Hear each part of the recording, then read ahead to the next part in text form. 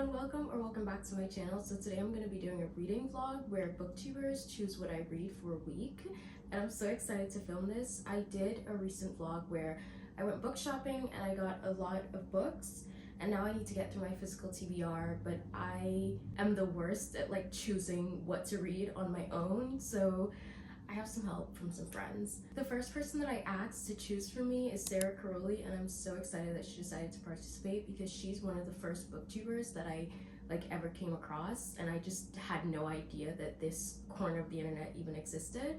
And after watching her, I got recommended so many other booktubers, and now this is my favorite part of the internet, so I'm so happy about that. I asked her to choose between The Wishing Game and The Dead Romantics, and I'm so excited to read literally every book I have here, so no matter what she chose, I would have been so happy.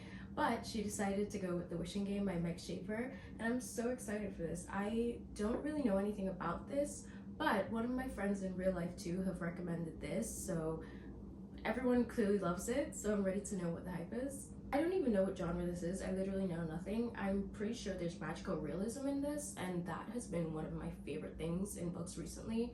I eat that up every time, so this is the first book of the video.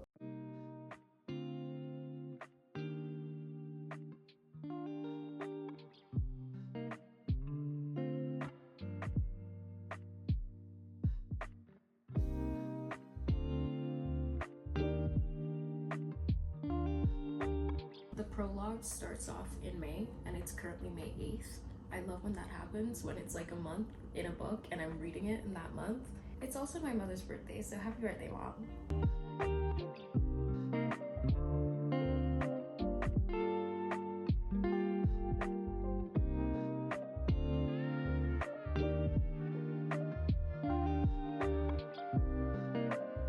It's like 80 degrees right now, which is very rare in New York at the moment.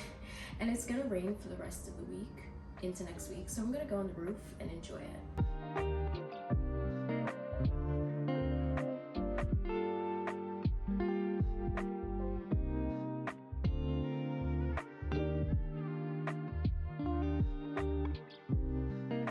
Okay, so I finished part 1 of this book, and it's basically about a teacher's aide who is really in love with reading, and she's attached to this book series called the Clock Island series, and she's connected to the author in a weird way.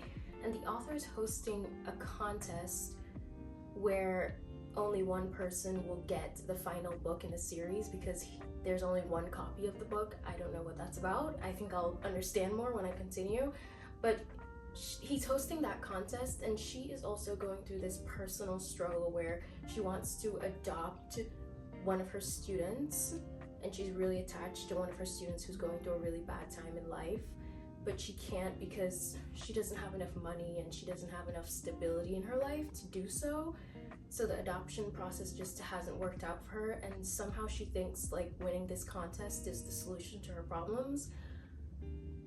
I don't know. I think I will understand the connection more later, but I am enjoying it so far. I did have like a couple things to do, so I didn't get too far into it. I love the way that it's written, so nothing bad to say so far.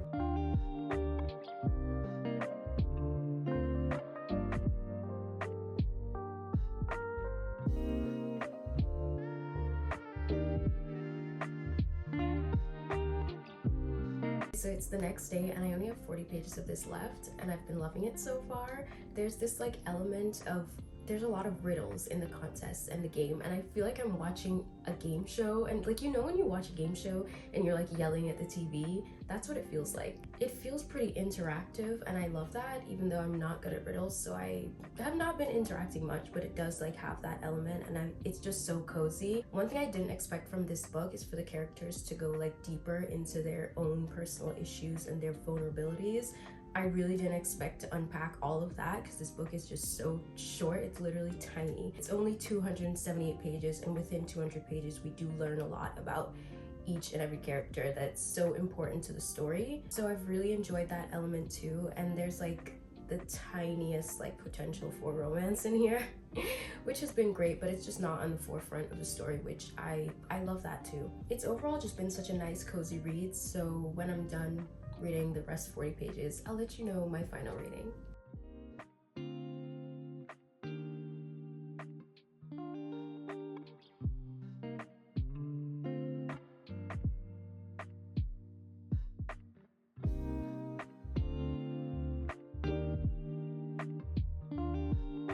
just finished this literally in like 20 minutes, and the last part was really just wrapping it up and showing us how the book is gonna end. And so everything I said before still holds true. Like, those are my opinions on the book, and really all I have to say now is that I really like how it ended. I love how it wrapped up. It's such a beautiful, wholesome story, and it's such a cozy read. I seriously would recommend this to everyone, especially if you love cozy reads. I feel like I would have enjoyed reading this in the fall too, but still amazing.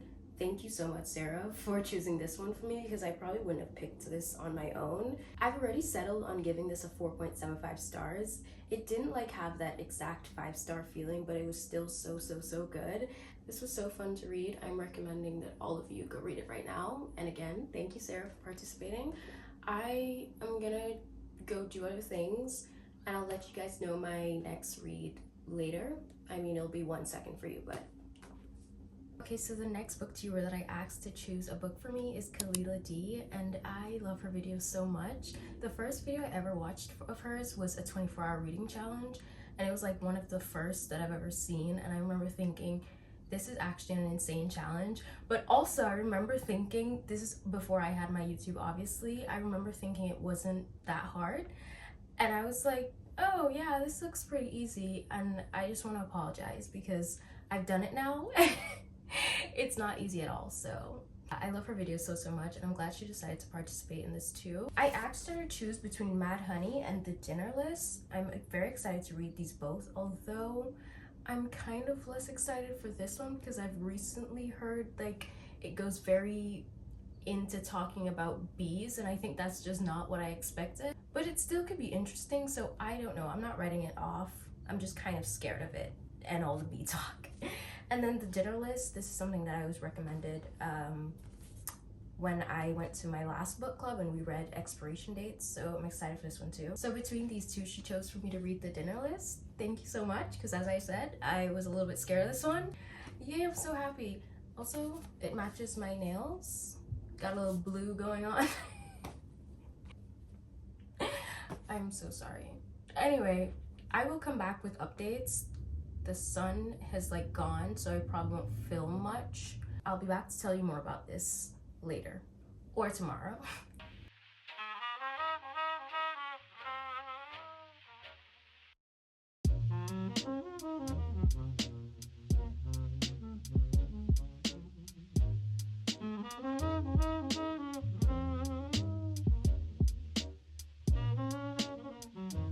I've been having so much fun reading this. This book is basically about, you know, that question that's like, if you could have dinner with anyone dead or alive, who would you choose? She got to choose 5 people, and she's having that dinner right now. Like, Audrey Hepburn is one of the people that she chose, and it's like so random, and it's so interesting to read a book where Audrey Hepburn is a character. And then there's also her college professor and one of her college friends and her ex-boyfriend and her dad. And I really thought this book was going to be something really lighthearted and funny, but it actually has so much emotional depth to it, because the people at that dinner, they're there for a reason. And Audrey Hepburn literally keeps saying this, like, the people there, she has issues with some of them and she needs to like work through it and discuss it. And so yeah, there's like the scene with the dinner, and then it also flashes back to moments in her past, and you kind of just learn things as you go about each of the people at the dinner table. I honestly think I could finish it today because it's really fast-paced too, and it just like got straight into the story. I really love that. There are also a couple of one-liners in here that's just such good wisdom. I love books that have things that I can annotate and could just make me feel like I can relate to it, or like it's teaching me a good life lesson. I love books like that. What I find so interesting about this is that she has people there that she has unresolved issues with. And when I think about my 5 people that I would have dinner with, dead or alive, it would just be people that I admire, or people that I'm a fan of, or someone who could teach me something or give me like the best advice ever. But I think like Audrey Hepburn is there for that reason, and also maybe her college professor. I don't know, I'll find out more about that later, I think. I don't know. But then there's also like her dad and her ex-boyfriend, so she just has people there that she has unresolved issues with. And then also having her college best friend there, like, no offense to my best friends, but I could literally have dinner with you at any time in life unless there's something that I don't know that I will find out. We'll see. This book is also kind of like mildly funny. Like I find myself chuckling here and there, and it's funny in a way that's not trying too hard. I'm really having a good time. It's feeling like a 5-star read right now.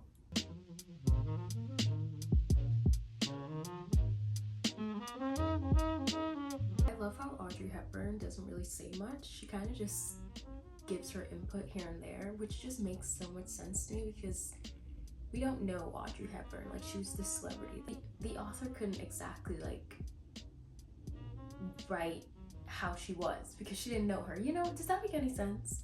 I just like the fact that she's kind of just here for commentary.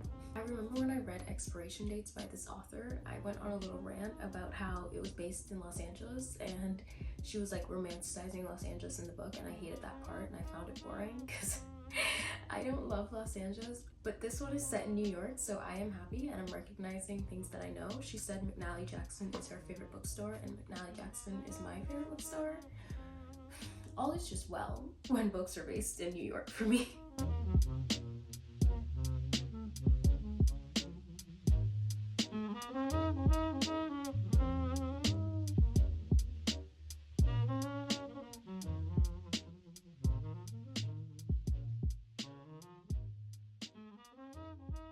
Rebecca Searle always has these moments in her book that I just never see coming. I don't know what it is. Like, I don't know if I'm... Gullible is not the right word, but I just never see things coming. I feel like when people read books, they're always like, oh, this was so predictable. I saw that coming. I never see anything coming. So I'm always like, oh my god, did that really just...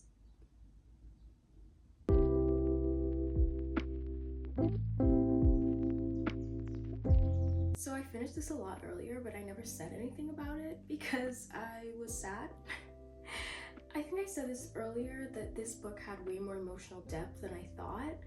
So much happened. It discusses so much about romantic relationships and friendships and relationships with your parents, and I did not think that it was gonna go into all of that, and I was just like... And then we also kind of go through the entire progression of the main character's romantic relationship, because as I said, her ex-boyfriend is one of the people at the dinner, and we kind of go through what happens between them, and it broke me. I feel like the romantic relationship in this book kind of reminds me of a relationship that I've had, so it kind of hit home, and that's unfortunate. This is such a good book to read in your 20s, and it really emphasizes the importance of closure. I seriously did shed a little tear, and even though there was a little sadness, I swear I wasn't left like feeling hopeless. So I would still recommend this, even though I was a little bit sad. It still had such good moments too, like Audrey Hepburn being in it. Kind of iconic. Also, the main character was having her dirty laundry aired in front of Audrey Hepburn. Could you imagine? This is why if I had to have 5 people dead or alive at a dinner, it would just be like 5 people that I find inspiring, like 5 random people. I would not put people there who I have unresolved issues with. That's what I've learned from this. Yeah, so I'm giving this book 5 stars. Honestly, I have no complaints, and it's something that I'm going to think about very often. It really gave me that 5-star feeling. So thank you so much, Khalilah, for choosing this one for me. A new 5-star read. I literally can't ask for anything more. I'm gonna go to bed now, and tomorrow I will tell you the next booktuber and what they chose. And I'm really excited for the next one too. So the next booktuber that chose what I'm gonna read for this week is Lauren, also known as Lauren's Reading Corner. I love her videos so much. She literally makes the most honest book reviews ever. She will never lie to you. If she doesn't feel the same way everyone else does about a book, she will literally tell you, and she would tell you everything that's wrong with it. And I just love that. Sometimes I feel like I'm getting duped when everyone's hyping up a book, but I always know Queen Lauren is not gonna lie to me. So I asked for her to choose between The Ballad of Never After by Stephanie Garber and This Could Be Us by Kennedy Ryan. This was so fitting because I only read Before I Let Go because of her. It was her recommendation. Loved the first one, so that's why I definitely included this one. But she went with The Ballad of Never After. I'm excited to get to this one too. For the first one, I liked it. I feel like I didn't enjoy it as much as everyone else. Like, it was 4 stars, but I honestly thought that I was gonna go into it and it would be like a new 6-star read. but 4 stars is still really good, and that's okay. I kind of just feel like my biggest thing with the first one is I feel like the whole book was setting up the series, which is great because I feel like that means now a lot's gonna happen in this one.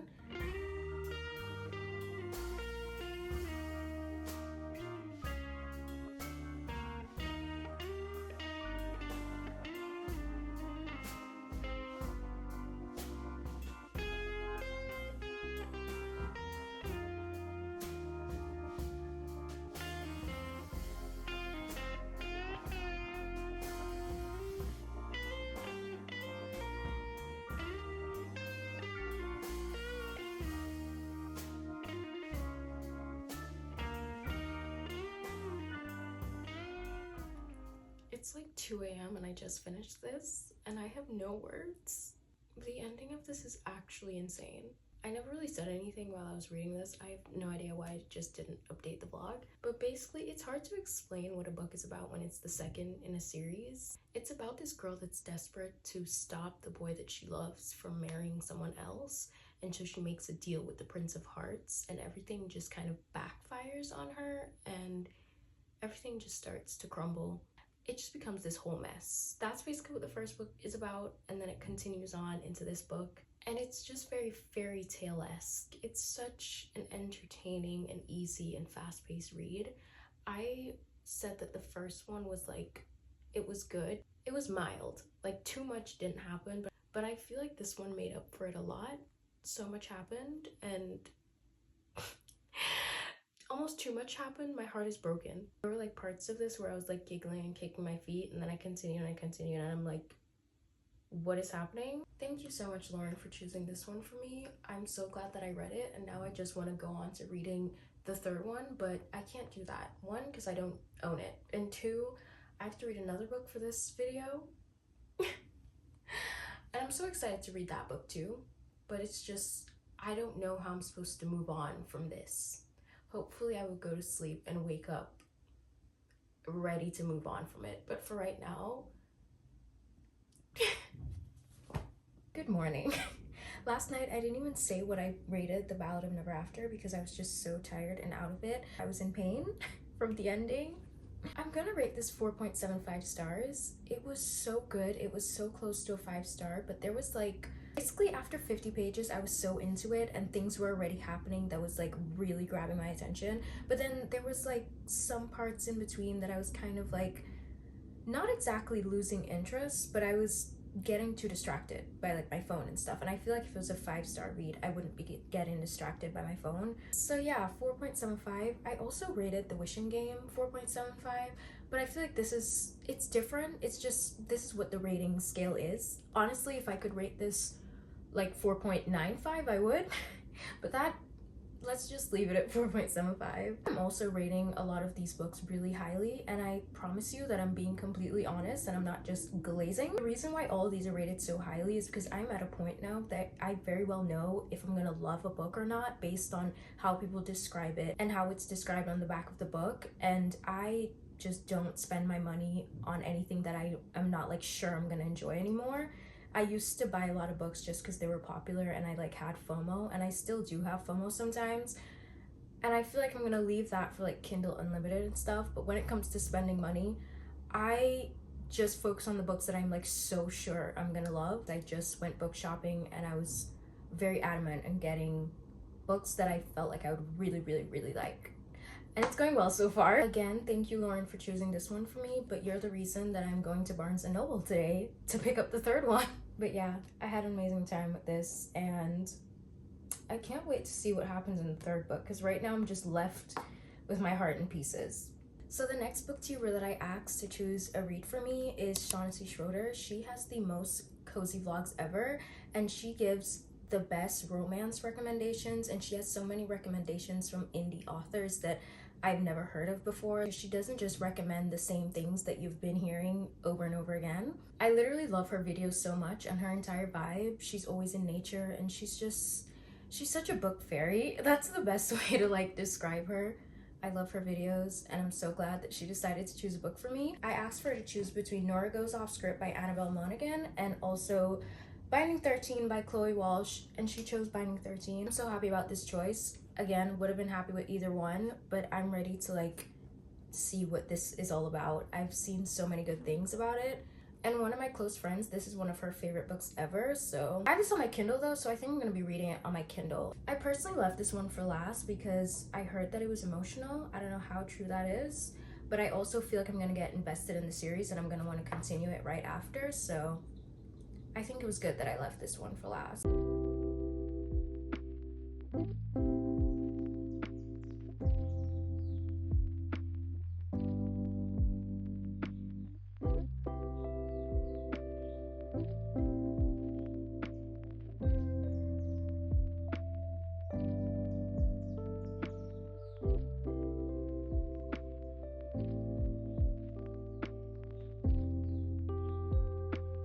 I literally came home because I felt rain in the air. So I was like, I'm going home.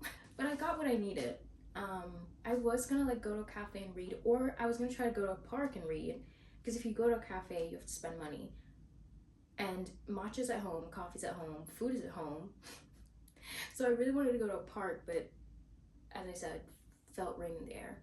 Anyway, this is literally the last one that they had left. The sleeve's not in the best condition, which is fine, but it's like, that just shows how desperate I was.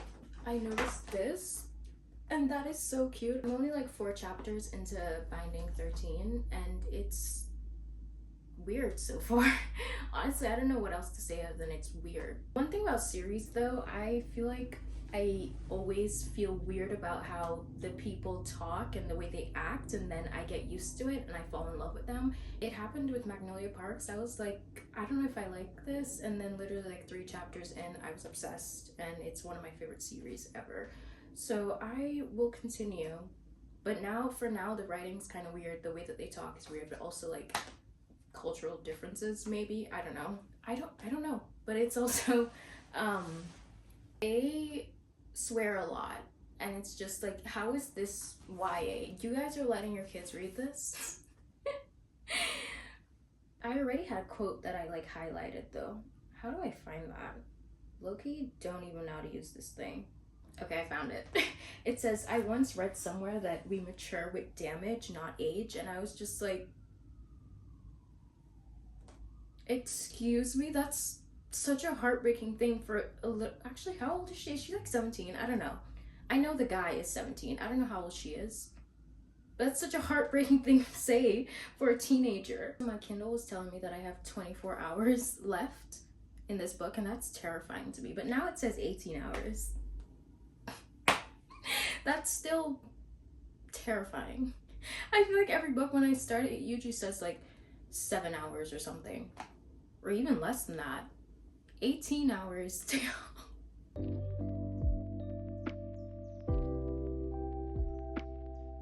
So I'm a little bit more into this now. I'm on page 182 of like 600, and I feel like I can finally talk about it a little bit. This book is based in Ireland, and it's about this girl named Shannon. They're all high schoolers. She's 15 years old, and like all the guys are like 17 years old. But the main character, Shannon, always had this really hard life at school. She always got bullied at every school she went to, and so her parents finally put her in a private school where she meets the male main character, Johnny, and he's a rugby player, and he basically just starts looking out for her. But overall, her life at the new school is just naturally a little bit easier, but her home life is still rough because of her dad. I remember when I was 50 pages into this book, I was thinking, wow, we're still on the first day of school. Like, the first day of school lasted 50 pages long, and that's something that I will say about this book and its writing, is that one scene goes on and on and on for so long, and one conversation goes on for so long, and like, I get why this book is 600 pages now. I feel like the writing style is something you really have to get used to. The language is explicit and it's vulgar, and it's just, I didn't expect that. Like, how is this in the YA section? I guess teenagers do curse, but and I feel like I just had to tell myself, like, okay, if you met someone who did speak like this, but they were really sweet, you wouldn't really care. I just have to put myself in the mindset for it and really get used to it. And I think only about like 150 pages in is when I really got used to it. But yeah, that's something to look out for if you're not into that. you would probably hate this, but all the characters are actually so sweet, and the story seems like something that I'm really gonna like. It seems like there's gonna be like a solid found family aspect to this, which I literally love that trope so much. This book kind of reminds me of Skins. Like, they were in high school and that show was insanely explicit. One thing that I've been loving about this so far, it's such a slow burn. And I mean, as I said, one scene lasts forever, one conversation lasts forever. There was like a good portion of all of this, like almost 200 pages, where he was basically just staring at her from across the room. They were barely in the same room for a lot of it, and then when they were, he was just like staring at her. I know not everyone would love that, but I was eating that up. I love a slow burn. I have this friend that I've met here in New York, and we have seen each other here and there, and we have mutual friends, and we go out and stuff, but we're not like that close. We don't know that much about each other on a personal level. And her entire full name was mentioned in this book. One of the characters just has her entire full name, her first and last name, and I literally text her, I'm like, hey, are you by chance Irish? And she's like, yeah, how do you know that? And I was like, girl, I'm reading this book and your full name is just in the book. Like, what are the odds that her first and last name is paired together and it's a character in this book? It's kind of crazy. I've already found out why so many people love Gibbsy. I love him too already. Him and Claire, I love their entire dynamic, so I'm catching on. I'm seeing what people love about it.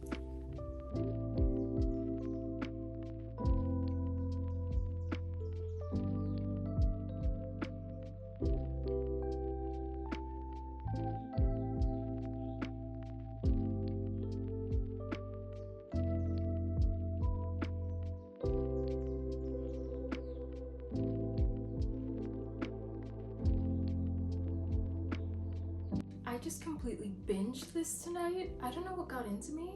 I remember saying that it's kind of hard to get into because the writing is different, but once you get into it, it's so bingeable because I start to care about all the characters and I just need to know what happens. I think I pretty much described it pretty well, like the basis of the story, and once you know the basis of it, like you kind of just learn about everyone's trauma from there, and it's been heartbreaking. The mom in this book is so concerned about everything going on at school. Like, of course, she's getting bullied, but like, what about at home where she's meant to be safe, you know? My biggest criticism with this book is that it doesn't have to be this long.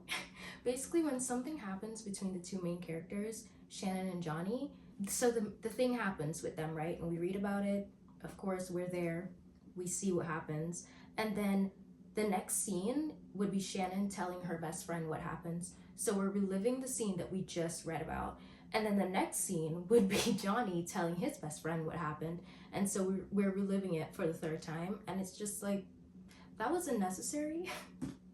We really could have just cut all that out and this could have been a shorter book. But at the same time, it kind of just gives a vibe of like very realistic high school students. So I get it. But from a reader's point of view, it's like, other than that, there was like high school drama, which was pretty entertaining. I went to an all-girls high school, so I never had that kind of entertainment. So it was interesting to read about. I was intrigued. Is this really what goes on in high school? I don't know. I will never know. I also really do not expect this to end on a cliffhanger, and it makes me want to jump into the next book like immediately. I expect cliffhangers from like fantasy series, not this. But the other book is just so long too. It's 667 pages. I'm just like, I don't know if I can commit to that right now. But I need to know what happens to them. Oh my god. I just realized I low-key read like 3 sad books in a row. But it's okay. This one, I don't know if I want to give it like a 3 or a 3.5 or a 3.75. It's like, I have my issues with it, but at the same time, the characters are great, and I really, well, I didn't enjoy like the trauma, but I enjoyed like the way they protect each other and the found family aspect. It's just starting up in this book, but you can tell that it's gonna be so strong because they're all just so protective of each other, and I love that part. There's so many parts of it that's just really heartwarming. I have my issues with it. The vulgarity, the language, the way that it's so long. So it's, I don't know. I will edit what I decide on rating it here. I'll put it right here. So just a little recap of everything that I read. The Wishing Game, 4.75. The Dinner List, 5 stars. This was actually my 10th 5-star read for the year. I'm honestly having such an amazing reading year. And I don't want to jinx it because summer is coming and summer is when I get into the worst book slumps. So I'm hoping that this continues. But yeah, this is my 10th 5-star read for the year. Having 10 5-star reads and it's only May is actually kind of insane. The Ballad of Never After, 4.75 stars. And then Binding 13, as I said, kind of undecided, but I think I'll probably land on a 3.5. I think. I really want to know what happens in Keeping 13. I should go to sleep, but at the same time, I feel like I'm gonna just stay up and binge it. No, I won't do that. Again, thank you so much to Sara, Khalilah, Lauren, and Shawnaci for choosing my reads for this week. It was a roller coaster. Amazing books. Literally nothing under 3 stars. Perfect reading week. I'm very happy about that. So thank you so much for participating. The next video that I want to do is subscribers choose what I read for a week. So I would love for you guys to subscribe so you can see all the polls and vote and help me choose what to read. And also give this video a like if you enjoyed it. I will see you soon. Bye!